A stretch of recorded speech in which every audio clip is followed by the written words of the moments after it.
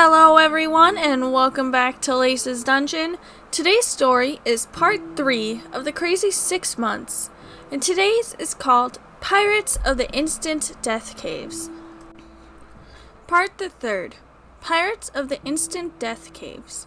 Monk, having finally grown weary from DMing us for so long, wanted a break from DMing. Personally, I think he's stalling the inevitable in COS because it's guaranteed to make them rage once they realize just how messed up they truly are. And they'll most likely be at him until he retcons it. But regardless, a new campaign awaited us, and a new DM was chosen. Binky. Yes, the person that derailed the last campaign with his true neutral was now at the helm. This was largely because he happened to be working on a campaign of his own at the time of Monk stepping down, but also because nobody else had the initiative to rise to the occasion.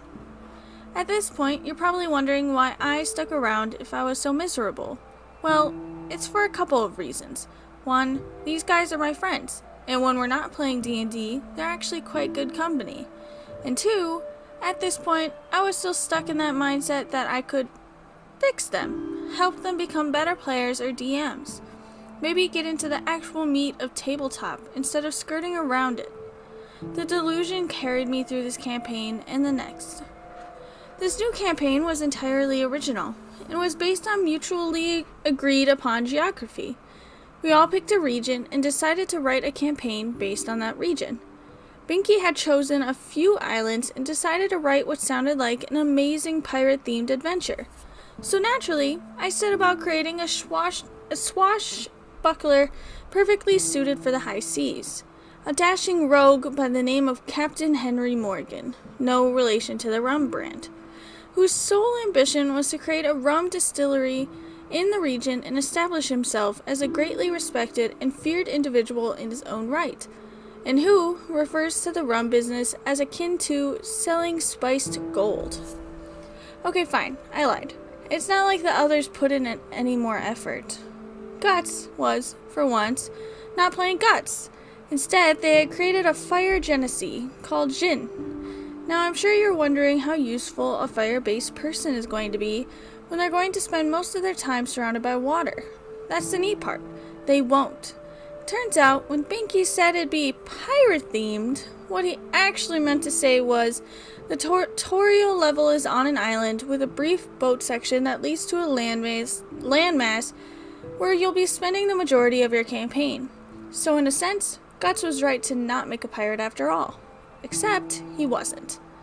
Rounding off our roster was Audrin, Lucia's Triton Paladin character, which at least tries to fit the maritime vibe to some extent, and Monk as the monk. Who was a monk?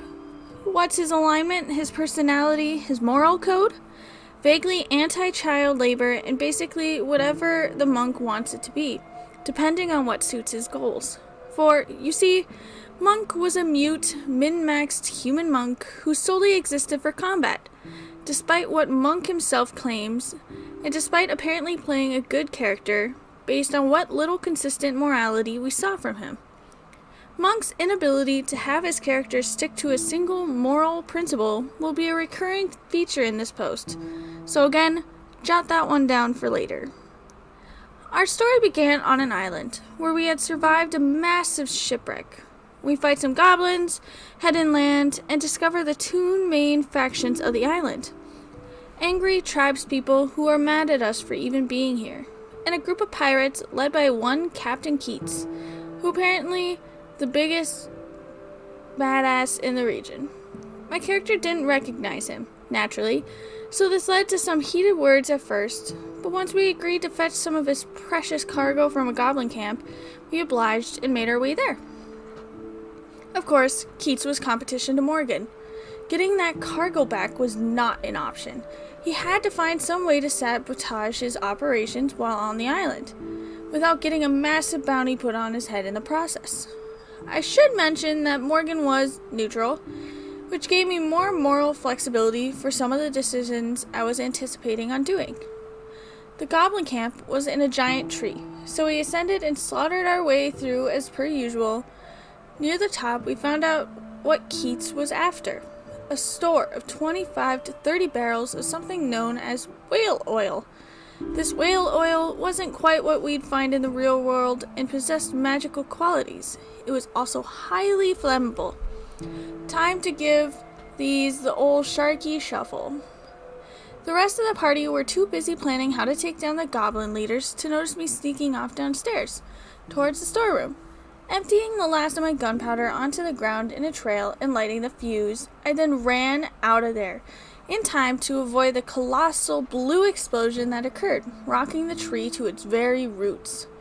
The party were, of course, immediately suspicious of Captain Morgan, and my laughter over Discord didn't help matters. But unfortunately, they all made it safely down to the ground before the flames could consume them. Oh, I hadn't mentioned it before because I literally do not care, but during their climb upwards, Monk and Jin had both managed to kill themselves by trying to kill each other. So now Guts was playing a tiefling called Faye, and Monk had made a wonderfully charming little warforged artificer by the name of Marvin. Marvin was, without a doubt, the single worst character to play with in the entirety of these campaigns combined. Worse than Edius. His gimmick was that he was a combat machine that lost his memories, so he approached the world with fresh eyes. It led to some fun moments early on, but after spending some time with our party, Marvin just quickly became an enabler to their bullcrap. Worse still, Monk was role-playing Marvin in such a way that it was actively derailing the story in several places. The worst example of this came when we finally left the island on a merchant vessel, and after being sent by the captain to investigate a potential mutiny against his crew, or among his crew, Marvin instead managed to convince a sizable portion of the crew that the captain was, in fact, a shark with legs, despite not knowing what a shark looked like. Hilarious at the time, but exhausting in retrospect. By some absurd coincidence, the correct answer was were sharks boarding the ship at night and killing the crew one by one. Once we reached dry land, this is where the campaign really began to slow down. To try and stem the tide of what was happening in rapid succession, I tried convincing the group to invite a friend of mine, someone who considerably more experienced playing D&D than all of us put together, to see if they could finally shake things up enough to improve things.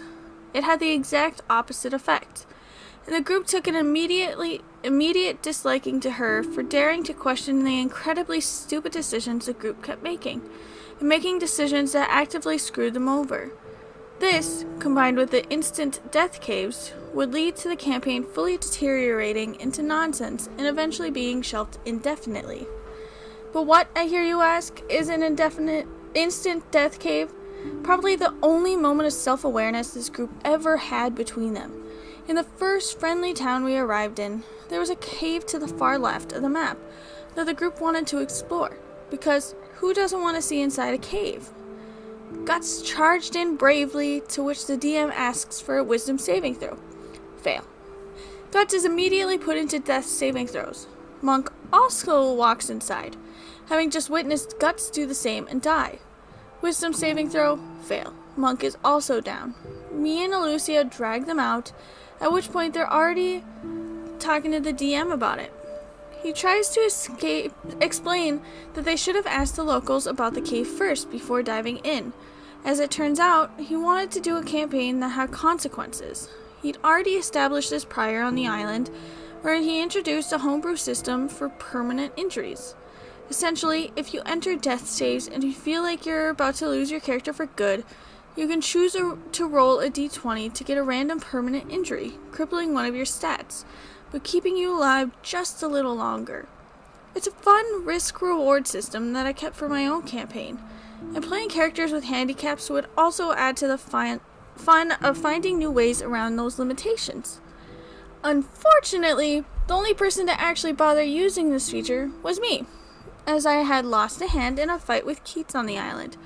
Diplomacy broke down after Marvin unintentionally spilled the beans about my plan in front of him, which led to both factions trying to kill us, and yet somehow I got the blame for that.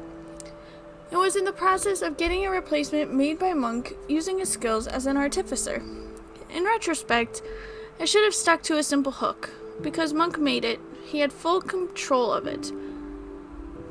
Which means, as a joke, he'd sometimes make it fall off during combat. At first, Binky was adamant that the instant death cave was fair, because they chose to enter a potentially dangerous situation of their own free will. However, he did eventually admit that giving them zero warning ahead of time was a little stupid, and so he vowed to never do that again. This leaves the matter of there being 2 dead characters, and Monk had a solution for that. Quickly drafting a gnome wizard, he murder-hoboed his way around the village, searching for a large enough diamond so that he could perform a specific spell, eventually bullying the DM to give him just 1, which he then used to revive Marvin and then killed himself. I had no idea what kind of magic he used or how it works, but the level of sheer salt in his voice as he described his actions was the stuff of fairy tales, and absolutely made the campaign worth it for that moment alone. Of course, this was not the only instant death cave, for you see, they form a trilogy. The second instant death cave was as we were leaving town, through a series of caves dug out by kobolds. We were staying at a friendly kobold camp, enjoying ourselves, when my friend who I'd brought in decided to telepathically communicate to Marvin that I secretly hated him. This then led to Marvin trying to mess with me in various ways. First by shrinking me, then by pouring alcohol on me. The others quickly joined in, attacking me or trying to set me on fire, leading to the entire group essentially bullying me for no reason. I entered stealth and attempted to flee, going back the way I came. That's when the DM decided to instead tell me that, because it was dark and I had no idea where I was going, I had instead gone down the wrong passageway and entered a nearby nest of bullets. I was summarily torn to shreds. Now, what's interesting to note about this instant death cave compared to the first is that there was literally nothing I could have done to prevent the scenario from unfolding the way it did. At first, the first instant death cave had saving throw attached. The other players sabotaged me for no reason other than the me no likey talky, me want deathy smashy funny, and I got punished for trying to leave. There was theoretically nothing stopping me from leaving the cave as soon as the bullets appeared from the ground, except for the fact that they were faster than me and they had already put me in death saving throws by the time I'd realized what I was up against. Interestingly enough, nobody tried defending me on my behalf and about how brazenly stupid that decision was, and I didn't feel the urge to create a gnome wizard to pull a diamond from the bullied stomachs and resurrect Captain Morgan, but I kept my mouth shut and simply rolled another character up for the next session. I turned up the next week as Don Facundo, based on the founder of Bacardi, as a deliberate FU. The third and final instant death cave was the one that broke the campaign entirely. We were tasked with doing manual fetch quests and the like in one town, except the townsfolk seemed oddly placated and docile when talked to. We suspected some kind of trickery, so we investigated further. Turns out, there was a giant hive of these large parasitic creatures that I can't remember the name of, and by giant, I mean there was at least 20 that we could see. Problem is, we had stumbled across their nest by accident by jumping down a well. Cue a long, drawn-out TPK as we kill one and watch 3 more spring from the ground. This was around the point that my friend had enough of the DM's crap and was actively yelling at the DM for poorly balancing these encounters. Bizarrely, he brought up how nobody complained about the bulliot room, despite that being something they should have all complained about, given how salty people like Monk were about it the first time. And I denied any comparisons to the first instant death cave when that very point was brought up, ending the conversation with the deliciously ironic line, "If you want to play a tabletop like that, play Snakes and Ladders," and kicking her from the campaign entirely. From here, things got very stupid very quickly. In an earlier session, the DM introduced something known as the Well of Souls, which could allegedly revive anyone as long as someone had a relevant item of theirs. I had no clue why this was added, as I had repeatedly said I was fine with Captain Morgan being dead, and yet despite this, the DM gave us all the opportunity to revive literally everyone that has died up until that point, including Jin and the monk, and so we did. There was literally no consequences of us doing this. It was just a freebie the DM gave us because we'd collectively sucked balls that much at D&D. Because all stakes had been removed from the story, my investment in his carefully crafted world had all but disappeared. Nothing mattered anymore. There was no consequences, only fun. The campaign ended abruptly, as Binky had received the unexpected news that he was becoming a father soon, which means someone else had to DM in his place. This was going to be my opportunity to finally give them a chance to be better players, to actually surprise me and become good at the role-playing part of the role-playing game they'd spent nearly 6 months butchering. This was going to be the gravest mistake of my D&D life so far. I personally am beginning to see a pattern with them all. They all seem to have problems being good players. The OP always wants to ruin something, it feels like. Like in the first part, Sharky wouldn't stop stealing their items, and what I didn't understand from that was that Sharky was good and was stealing for the church that made him leave a life of crime. To me, stealing is crime. Along with that, there was also the burning down the building with leaving the pendant to frame the others. Then he did it again. In this one, Captain Morgan blew up a bunch of stuff just to rid the competition. I understand that there is some competition in the characters. That's how characters are created. They have personalities and they're all different. But it seems like arson is a big priority for the OP's characters.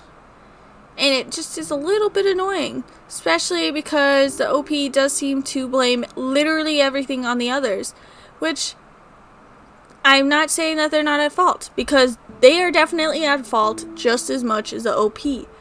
But they have been problems to begin with since the first part. I thought the character telling the other character that Morgan didn't like them was stupid. And what followed was even more stupid. It was like they were all children, fighting just to fight. It just seems like, in reality, they all need to grow up. They all need to grow up and become adults. And stop acting like that. It feels like it's ruining the game. But anyways, I hope to see you next time at Lisa's Dungeon. Goodbye!